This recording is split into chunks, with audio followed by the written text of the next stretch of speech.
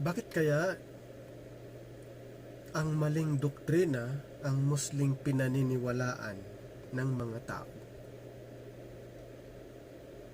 Gustong-gusto nila ang maling doktrina. Ano kayang mayroon?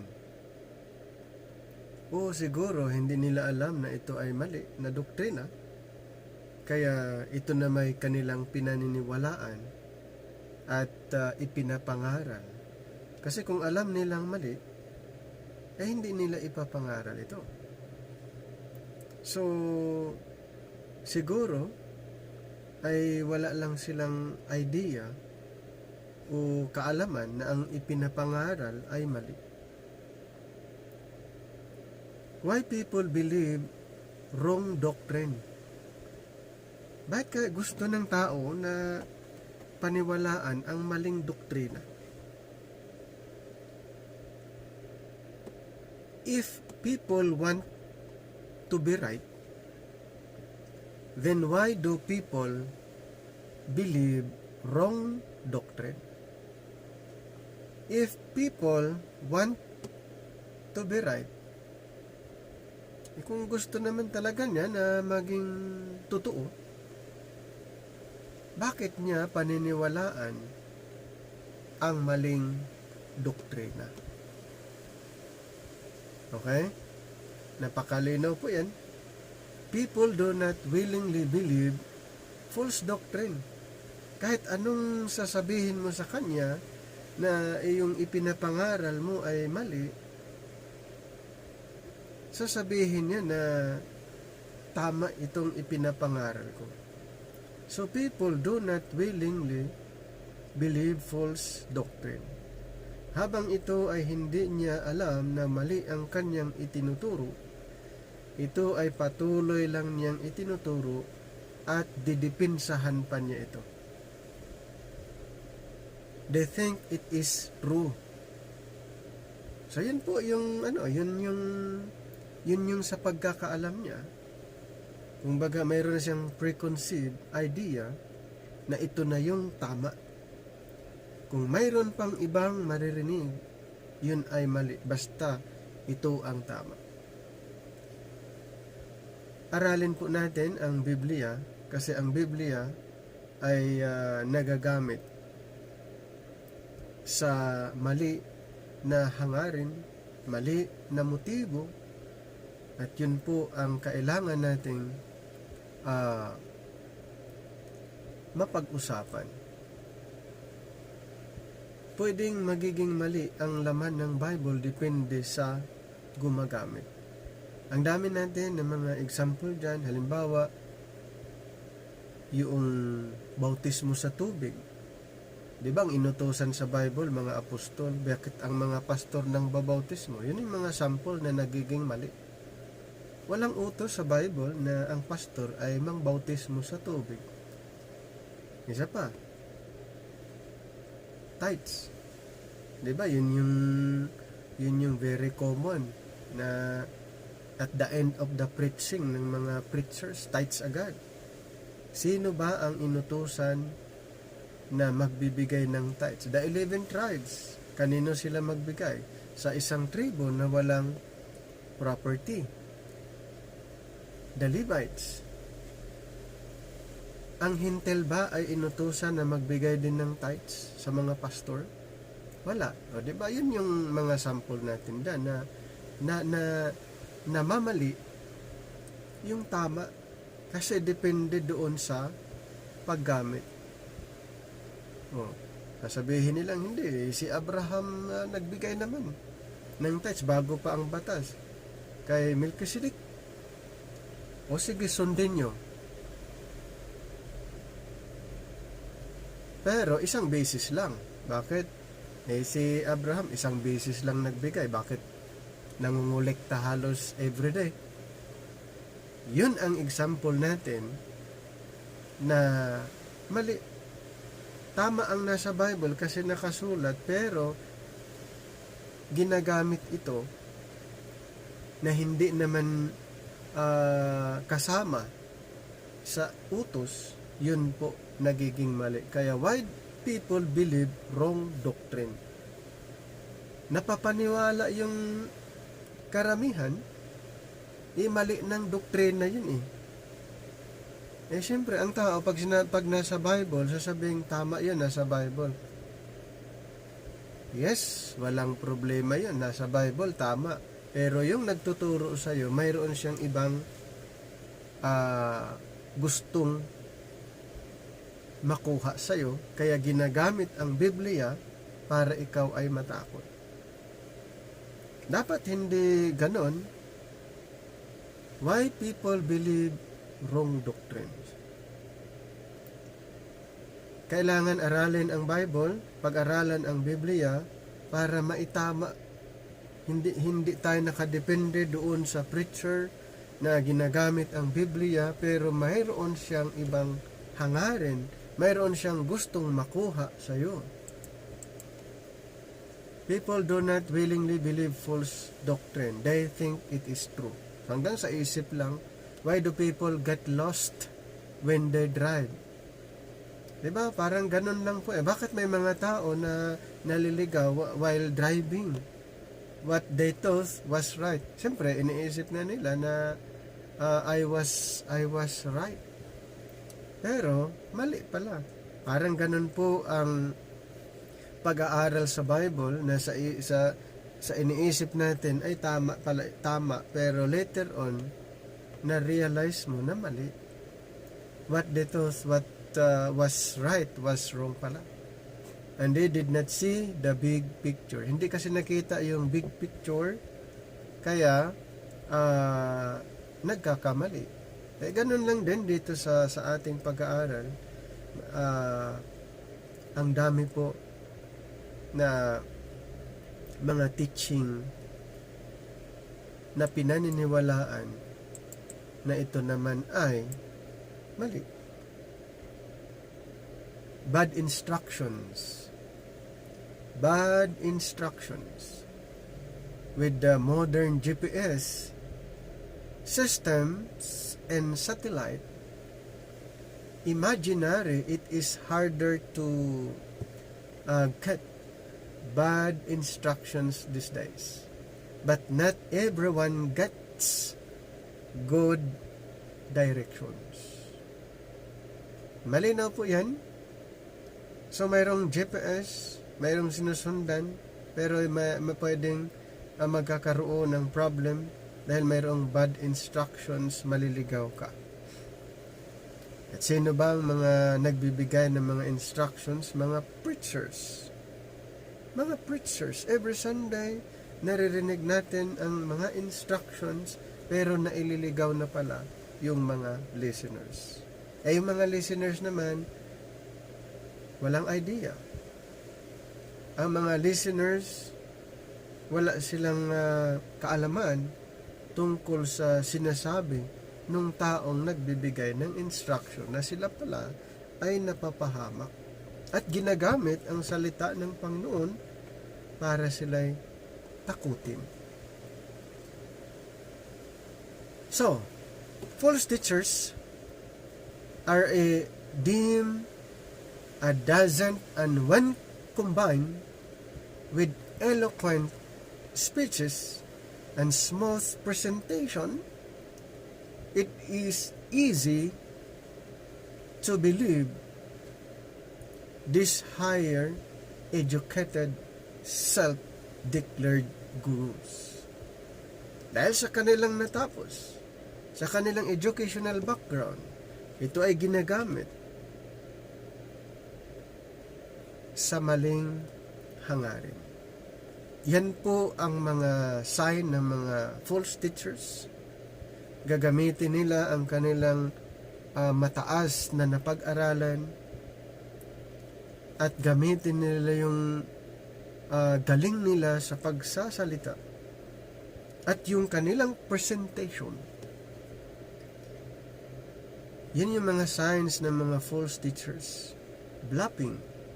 Idadaan ka sa kanilang background, kung anong meron sila, doon gagamitin nila, maipagmayabang. Yan po yung mga signs. Pag may mga marinig kayong ganon, yun po yung signs ng mga false teachers.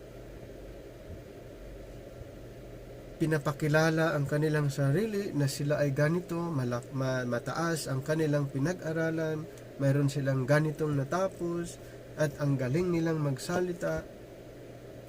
Yun yung mga tinatawag na self-declared gurus. When there is nowhere else to turn for answers, the guy on cable television and the woman on the radio sound pretty good.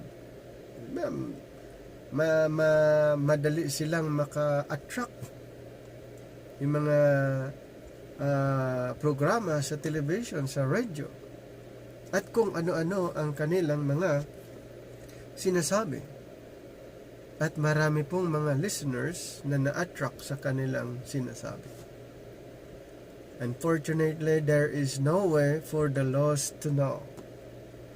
Their instructions are bad. These false teachers need to be marked and avoided by those who know better. Ito lang ay ma-avoid lang mga ito, ma-avoid lang, okay, yung mga ganitong klase, kung ang tao, kung ang listener ay alam niya ang katotohanan. So pwede niyang i-avoid, pwede niyang hindi pakinggan, pwede niyang layuan ang taong ito. May sinasabi dito sa Romans chapter 16, 17 to 18. So, basahin natin 16, 17 to 18. Now I beseech you, brethren, mark them which cause divisions and offenses contrary to the doctrine which ye have learned, and avoid them. For they that are such serve not our Lord Jesus Christ, but their own belly, and by good words and fair speeches deceive the hearts of the simple. Yun po ang kanilang ginagamit, ang galing nilang maghikayat, ang galing nilang mag-convince, dahil sa kanilang pananalita, hindi naman alam ng karamihan na sila pala'y nabibiktima na sa sinasabi ng speaker. Kung alam mo, madali lang. I-avoid mo na lang, iwasan mo na lang, layuan mo na lang. Dahil alam mo ang katotohanan, at itong mga ito, ang hangarin nila is to divide the group.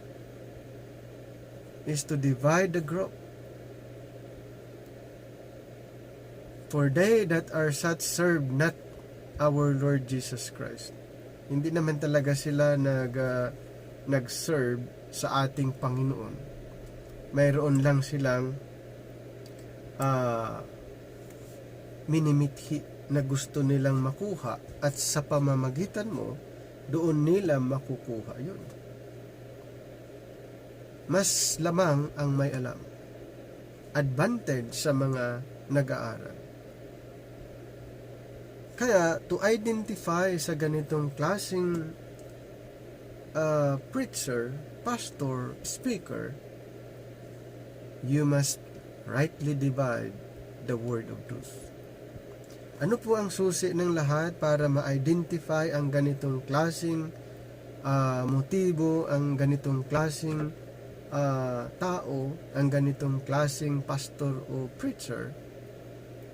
You must rightly divide the word of truth. Bakit? Dahil doon pa lang makikita mo kung ano ang kanyang pakay o motibo using the right division. Mixing teaching ay talagang napaka-dangerous teaching. Yung pag-aangkin ng mga teaching na hindi address para sa iyo, o ang teaching para sa Israel, naka-address para sa Israel, at kukunin mo bilang iyong basihan. Hindi po pwede. Hindi po pwede na ganon. Lack of Bible study. Kaya pala, na madaling ma-convince, ma-deceive ang isang tao dahil lack of Bible study. How is anyone supposed to know if what they hear is right or wrong? Papaano malalaman yun? Kung ang kanyang narinig ay tama o mali. It sounded right. Sabihin namang sa pandinig ko ay pwede. Ayon sa aking analysis, pwede. Hindi po ganon. Ang magko-correct sa atin ay ang salita ng Panginoon, rightly divided. Hindi pwedeng sa pandinig mo lang na ito ay tama. But that doesn't change the lie into the truth. Walang nababago doon na yung mali ay maitatama mo ayon sa iyong pandinig. Dapat mayroong method na gagamitin para ma-identify na yun ay mali o tama. Hindi po sa pamamagitan ng ating pandinig. Yes, lies sound good and sound right. But that doesn't change the lie into the truth. Yun po yung Muslim napapakinggan natin ay sounds good naman, okay naman, hanggang doon lang, pero hindi mababago pa rin ang lie into the truth. There's a better arbiter, discerner of truth than gut feelings. It is the written Word of God which discerns truth from error. So, the Word of God, ito po ay makakatulong sa atin na ma-discern, malalaman natin kung ano ang tama o mali, hindi ayon sa ating pandinig or sa ating emosyon. Many people own Bibles, yes, but do not know how. Ang dami pong ganon, alam niya may mga Biblia pero hindi alam kung paano. Nor spend the time to study them. Hindi po walang time na aralin. Okay? Wala pong time na aralin.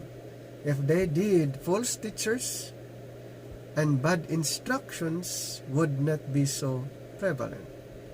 It is much easier to trust or pay an expert to do the work for them. Many people believe wrong doctrines. Napakarami pong tao na gustong paniwalaan ang wrong doctrines. Bakit sila napapaniwala? Hindi nila alam na yun ay mali dahil ang kanilang basihan ay ang kanilang iniisip. Yung narinig nila na sounds good, sounds right. Hindi po yun ang basihan na sasabihin mong tama. If they did, false teachers and bad instructions would not be so prevalent. So, katulad ng binanggit natin, many people believe wrong doctrines because they follow the leader and do not study the Bible for themselves. Pag nakita nila ang galing ng leader, hindi na nila inaaral, sunod ng sunod. Di ba? Sunod ng sunod, hindi inaaral. Pag-aralan mo naman, huwag masyadong magtiwala sa kagalingan ng isang preacher, aralin mo yung Biblia. Ang dami pong napahamak. Ito yung time na pag mag-isip-isip, aralin. May Biblia ka, aralin. Kailangan mo lang method. Use the method of right division.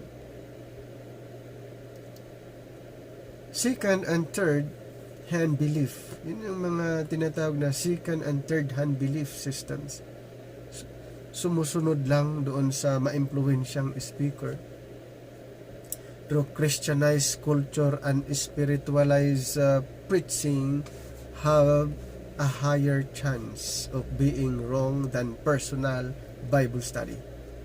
Diba yung mga Christianized, spiritualized, or ano man dyan, mga preaching, ang tendency, wala na siyang personal Bible study dahil nakadepende na lang doon sa tao. Important doctrines in the Bible are not hard to learn through very little work in Bible study. Be fully persuaded in your own mind by your own Bible study. Yun po ang kailangan po para makita natin ang katotohanan at ma-identify natin kung ang preacher ay nagtuturo ng tama.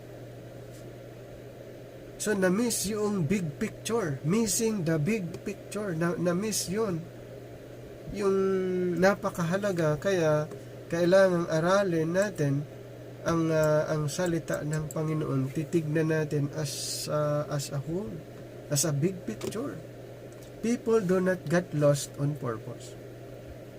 They get lost because they do not have the big picture. Yung kabuuan, hindi nakita yung buong picture. They do not have the map. Even among those who study the Bible, ang dami po failure to see the big picture will cause disorientation. Magkakaroon ng disorientation, hindi mo nakita yung kabuuan, yung blueprint, yung perspective, hindi mo nakita. Kaya ang tendency magkakamali or failure. The biggest reason that people believe wrong doctrine, ano kaya, is what? A failure to see the big picture of God's purpose. Kaya pala na doon karamihan nagkakamali, naniniwala sa wrong doctrine dahil unang-una hindi nakita ang big picture sa plano ng ating Panginoon. Kaya nga perspective, yung blueprint, makikita doon yung structure. God's words, God's word reveals His purposes and plan for the ages. It describes His purpose to have dominion on the earth and His purpose to have dominion in heavenly places. Mayroon siyang dalawang purpose sa heaven and earth. Yun po ay kailangang makita, yung big picture. Dapat makita ng karamihan ang Panginoon mayroong dalawang purpose sa heaven and then sa earth. God progressively reveals different instructions and offers throughout Scripture, and we cannot claim any offer, promise, covenant, or instructions in the Bible without knowing the context. Napakalaga po na alam natin yung context. Kasi nga, malalaman natin yung progressive na revelation at yung pagbibigay ng instruction ng ating Panginoon. It is not enough to use a map. You must know where you are on the map. May map ka nga, hindi mo alam kung saan ka. May Bible ka, pero hindi mo alam kung saan kang parte sa Bible. Gusto mo angkinin mo lahat. Hindi po. It is not enough to use a map or Bible. You must know where you are in the Bible or in the map, and that you are facing the right direction. Kasi alam mo, there must be some context. Alam mo yung context? Alam mo kung saan ka na context, at madali mo na lang ituro kung nasaan ka. Dahil alam mo mismo. So, attempting wrong solution. It is tempting to save time studying the context by just grabbing any verse that appears to solve our immediate problem from the Bible out of context. Tandaan po natin, out of the context. Kahit saan-saan na lang, grabbing the scripture or verses at yung gusto natin to solve the problem, pero out of the context. Hindi po pwede. If we do not understand the bigger picture, then we may be making a wrong turn. You may be holding the map backwards, or perhaps you have the wrong map. So ganun po ang mangyayari. Baka mali yung mapa ang ginamit mo. Many errors and wrong doctrines exist by people who think they are right. Kasi hanggang doon na lang iniisip na tama sila, tama, ganun, hanggang sa kaisipan lang. They all come from a failure to rightly divide the word of truth. So failure to rightly divide the word of truth, wrong doctrine. Wrong doctrines, wrong teaching. Kasi nga, failure siya, hindi niya alam kung saan. Saan siya sa Bible, hindi niya alam, nagpipick up kahit saan-saan. Failure to rightly divide ay pupunta sa tinatawag wrong doctrine. Why do people believe wrong doctrine?